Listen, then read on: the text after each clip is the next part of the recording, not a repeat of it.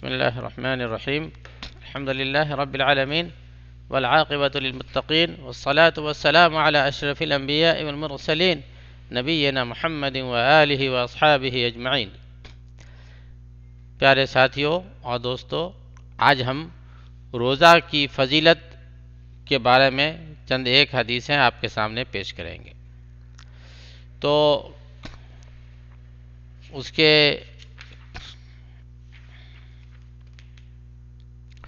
بارے میں نبی کریم صلی اللہ علیہ وسلم کا ارشاد ہے، الصیام جنۃ، الصیام جنۃ،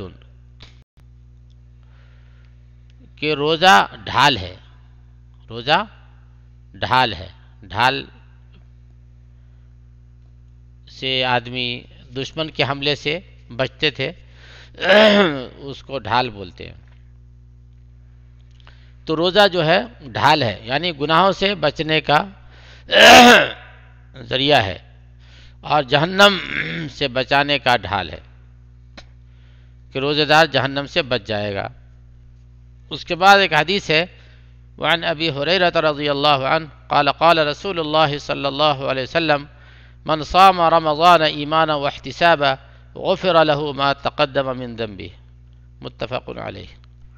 کہ نبی کریم صلی اللہ علیہ وسلم نے ارشاد فرمایا، جس نے رمضان کا روزہ ایمان اور احتساب یعنی خالص ثواب کے نیت سے رکھا تو اس کے تمام پہلے کے گناہ معاف کر دیے جاتے ہیں.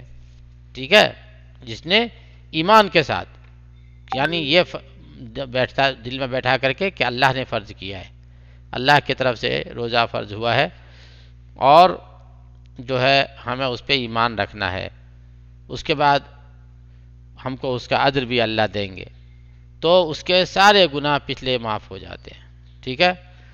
اسی کے بعد ایک اور حدیث ہے، وعن ابی ہریرہ رضی اللہ عنہ قال قال رسول اللہ صلی اللہ علیہ وسلم من قام رمضان ایمانا واحتسابا غفر له ما تقدم من ذنبه، کہ جو رمضان کی راتوں میں شب بیداری کر کے اللہ کی عبادت کیا تو اس کے بھی پچھلے سارے گناہ معاف ہو جاتے ہیں. ٹھیک ہے.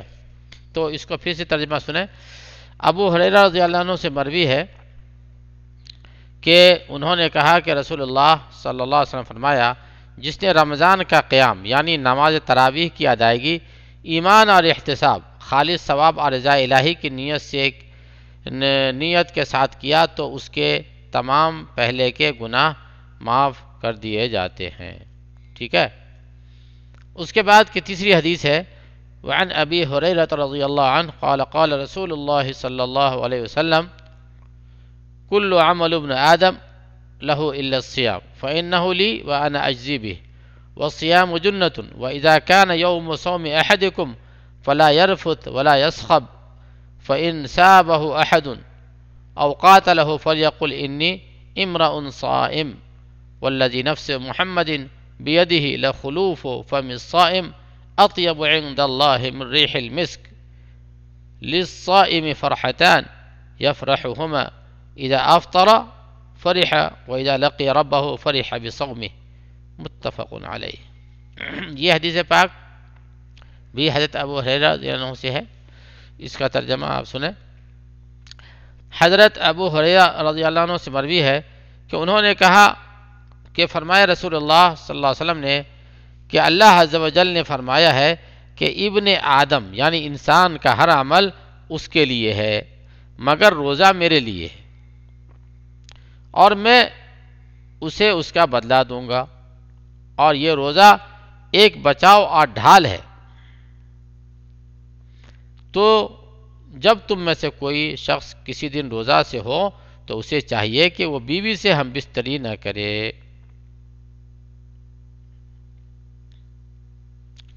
اور نہ ہی گالی گلوچ کرے اور نہ ہی گالی گلوچ بکے، اور اگر کوئی شخص اسے گالی دیتا ہے یا اس سے خونریزی وہ قتال کرتا ہے، جھگڑے کرتا ہے، تو اسے کہے کہ بھائی میں روزے سے ہوں.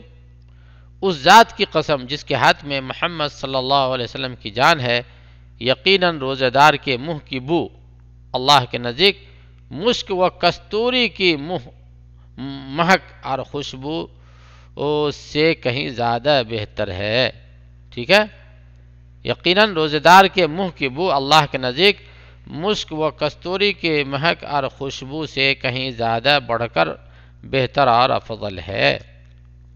روزہ دار کے لیے دو خوشیاں ہیں جن سے وہ خوشیاں حاصل کرتا ہے۔ ایک خوشی اس وقت ملتی ہے جب وہ افطاری کرتا ہے، اور دوسری خوشی اس وقت ملے گی جب وہ اپنے رب سے ملاقات کرے گا تو اپنے روزہ کی وجہ سے مگن ہو جائے گا۔ وہ اپنے روزے کی وجہ سے مگن ہو جائے گا۔ جب اللہ تعالیٰ کی کرپا ہوگی، اللہ تعالیٰ اس روزے کا بدلہ دیں گے تو خوشی سے وہ نہال ہو جائے گا۔ ٹھیک ہے نا۔ اس کے بعد ایک چوتھی حدیث پاک بھی جو روزہ کی فضیلت سے متعلق ہے اس کو بھی ہم لے لیتے ہیں، اور یہ بھی حضرت ابو ہریرہ رضی اللہ عنہ ہی سے روایت ہے۔ فرماتے ہیں وعن ابی ہریرہ رضی اللہ عنہ ان رسول اللہ صلی اللہ علیہ وسلم قال اذا جاء رمضان فتحت ابواب الجنہ، متفق علیہ، کہ نبی کریم صلی اللہ علیہ وسلم نے فرمایا کہ جب رمضان آ جاتا ہے تو جنت کے تمام دروازے کھول دیے جاتے ہیں۔ ٹھیک ہے، تو یہ ہوئی روزے کی فضیلت۔ اور اس کے بعد جو ہے رمضان، ماہ رمضان کی آمد کی جانکاری کا طریقہ، یعنی رمضان آ گیا یہ کیسے پتہ چلے گا، یہ ہم کو سمجھنا ہے اس بحث میں۔ تو نمبر 1، ماہ رمضان کے چاند کو دیکھنا یا اس کے دیکھنے پر کسی ایک شاہد عدل کی شہادت کا ہونا۔ اللہ کا فرمان ہے فمن شہد منکم الشہر فلیصم، یعنی خود ہم نے چاند کو دیکھ لیا، آپ نے خود چاند کو دیکھا، یا یہ کہ ایک عادل آدمی جو ہے گواہی دے کہ میں نے چاند کو دیکھا ہے، تو بھی مان لیا جائے کہ رمضان آ گیا۔ ٹھیک ہے، تو فمن شہد منکم الشہر فلیصمہ کا ترجمہ فرماتے ہیں جس نے تم سے رمضان کو پا لیا تو اسے چاہیے کہ وہ اس کا روزہ رکھے۔ یہ اللہ کا فرمان ہے، قرآن شریف کی آیت کا ترجمہ تھا۔ اس کے بعد نبی کریم صلی اللہ علیہ وسلم کا ارشاد گرامی ہے عن ابی ہریرہ رضی اللہ عنہ قال قال النبی صلی اللہ علیہ وسلم صوموا لرؤیتہ وافطروا لرؤیتہ، بخاری کی روایت ہے کہ حضرت ابو ہریرہ رضی اللہ عنہ سے روایت ہے کہ انہوں نے کہا کہ نبی کریم صلی اللہ علیہ وسلم فرمایا روزہ، رمضان کا روزہ اس کا چاند دیکھ کر رکھو، نہ اس کا چاند دیکھ کر اسے چھوڑ دو۔ تو یعنی چاند دیکھ کر جو ہے شعبان کے ختم پہ جو چاند ہوگا وہ رمضان کی آمد کا چاند ہوگا، اور رمضان کے ختم پہ جو چاند ہوگا وہ شوال کا چاند ہوگا، اور وہ رمضان کے جانے کا جو ہے چاند ہوگا کہ رمضان ختم ہو گیا۔ اس کے بعد فرماتے ہیں نمبر 2، ماہ شعبان کی مکمل 30 دن پورے کرو۔ چاند کے دیکھنے میں اگر ہم کو 29 کو چاند نہیں آیا تو ہم جو ہے ماہ شعبان کے مکمل 30 دن پورے کریں لو۔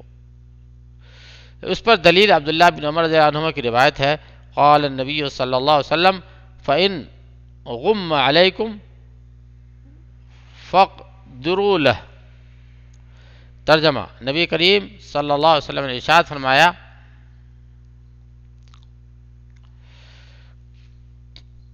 اگر تم پر بدلی چھا جائے اور چاند دکھائی نہ پڑے تو پھر اس کے لیے مکمل 30 دن پورے کرو، یعنی چاند نظر نہیں آ سکا تو 30 دن پورے کریں گے۔ اور ماہ رمضان ختم ہونے پر 2 عادل آدمی کی گواہی ضروری ہے۔ ٹھیک ہے، نمبر 3 یہ جو بتایا روزہ کی قسمیں، اور یہ نمبر 3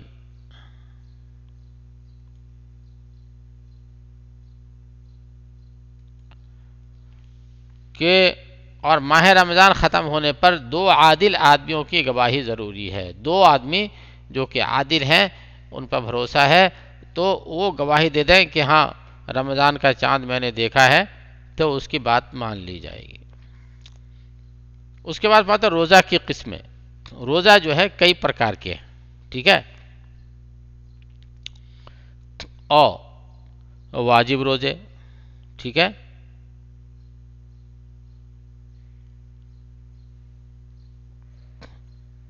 اور میں ہے واجب روزے. ان میں نمبر 1 رمضان کا روزہ، نمبر 2 کفارہ کا روزہ، نمبر 3 نظر کے روزے. یہ واجب روزے ہیں. اس کے بعد جو ہے غیر واجب روزے. یہ غیر واجب روزے، اس میں نمبر 1 مسنون روزے، نمبر 2 مکروہ روزے، نمبر 3 محرم الحرام کا روزہ.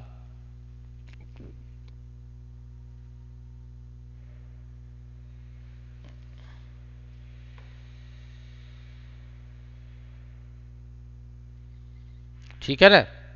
اوپر جو نمبر میں غیر واجب روزے،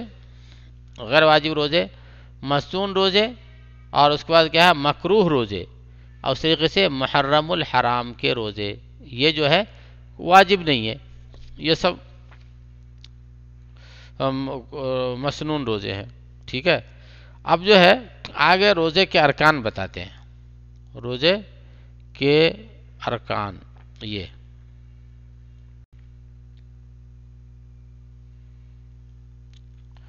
تو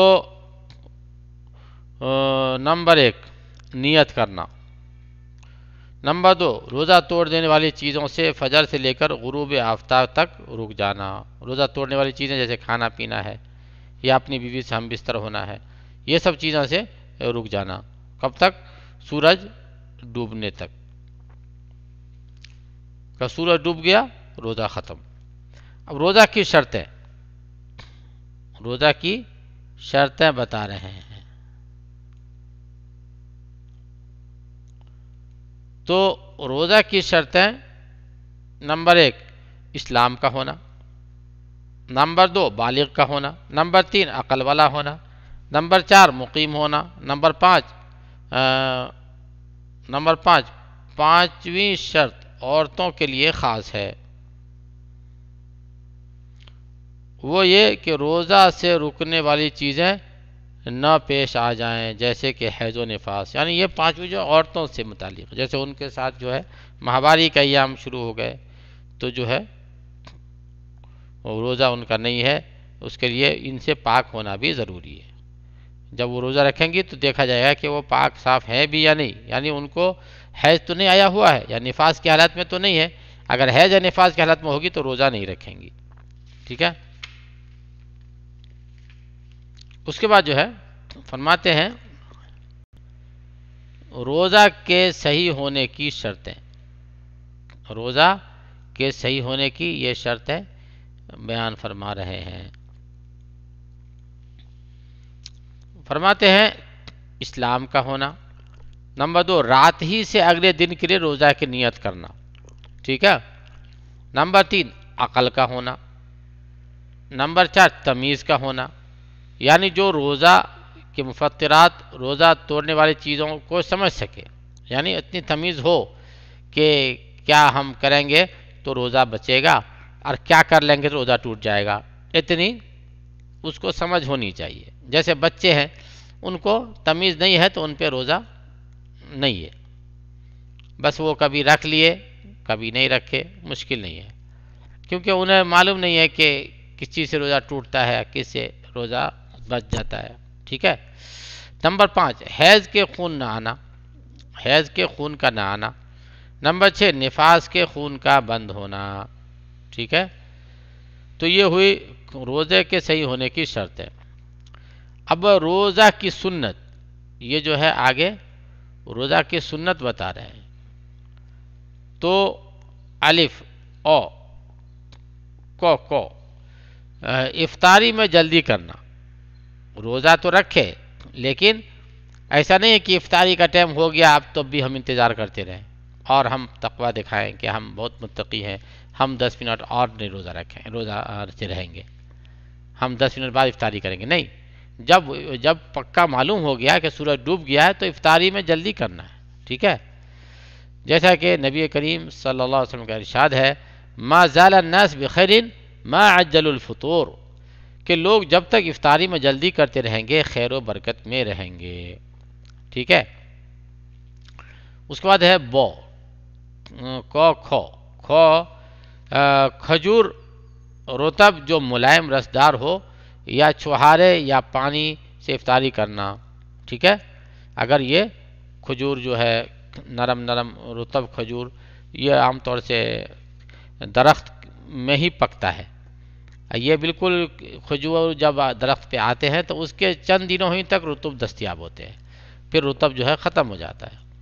تو اتفاق سے رمضان اس سیزن میں ہے کہ کھجور تیار ہو رہا ہے، تو اگر اللہ کے توفیق سے دستیاب ہو جائے مل جائے تو رطب سے افطار کرنا چاہیے، اور نہیں تو سوکھے کھجور چھہارے سے افطاری کر لے، اور اگر یہ بھی نہیں ہے تو پانی سے افطار کر لے. یہ سنت ہے.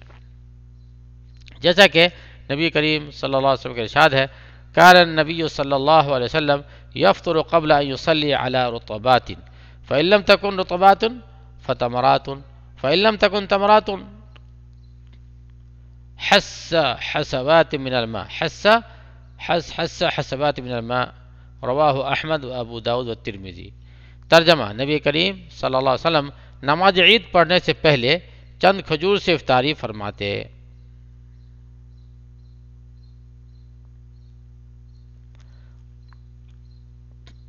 نبی کریم صلی اللہ علیہ وسلم کان نبی صلی اللہ علیہ وسلم یفطر قبل ان یصلی، نماز عید نہیں، عید کی قید جو ہے اس میں آ گیا ہے وہ غلط ہے.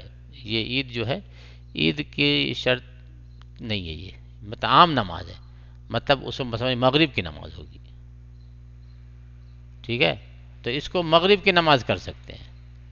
نبی کریم صلی اللہ علیہ وسلم مغرب کی نماز پڑھنے سے پہلے چند کھجوروں سے افطاری فرماتے، اور کھجور نہ ہوتا تو پھر چھہاروں سے، اور اگر چھہارے بھی نہ ہوتے تو پھر چند گھونٹ پانی سے افطار کر لیتے.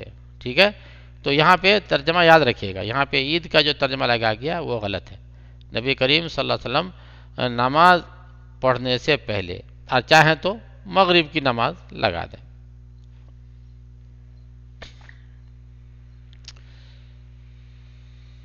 اور اس کے بعد جو ہے گو میں یہ گو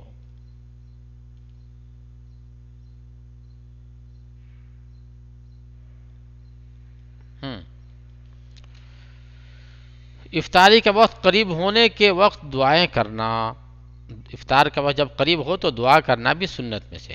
آپ صلی اللہ علیہ وسلم فرمایا ان للصائم عند فطره دعوة ما ترد، کہ روزے دار کی دعا افطاری کے وقت رد نہیں کی جاتی ہے. ٹھیک ہے. اس کے بعد جو ہے گھو میں ہے سحری کھانے میں تاخیر کرنا، یعنی تھوڑا لیٹ کر کے تاخیر کھانا، سحری کرنا، یعنی صبح صادق سے تھوڑا ہونے سے کچھ پہلے فارغ ہو جانا. اس کے بعد ہے ای میں ہے نفلی نمازیں اور نیکی کے کام زیادہ سے زیادہ کرنا. روزے کی حالت میں جو ہے نفلی نماز پڑھے اور نیکی کے کام زیادہ سے زیادہ کرے. اس کے بعد ہے چو میں ہے قرآن کریم کی تلاوت اور عمرہ ادا کرنا. تو آسانی سے ہو تو عمرہ کرے، نہیں تو قرآن شریف کی تلاوت تو ہر ایک کے لیے آسان ہے انشاءاللہ. اس کے بعد جو ہے میں ہے قیام اللیل، یعنی تراویح کی نماز پڑھنا، تراویح کا اہتمام کرنا ہر رات میں. اور اس کے بعد جو ہے آخری ہے یعنی اعتکاف میں بیٹھنا. یہ سب چیزیں رمضان میں سنت ہیں، روزے کی سنتیں ہیں. ٹھیک ہے. اس کے بعد کی بات کو ہم اگلے سبق میں لیں گے انشاءاللہ. اللہ تعالی ہمیں نیک عمل کی توفیق نصیب فرمائے. وآخر دعوانا ان الحمد للہ رب العالمین.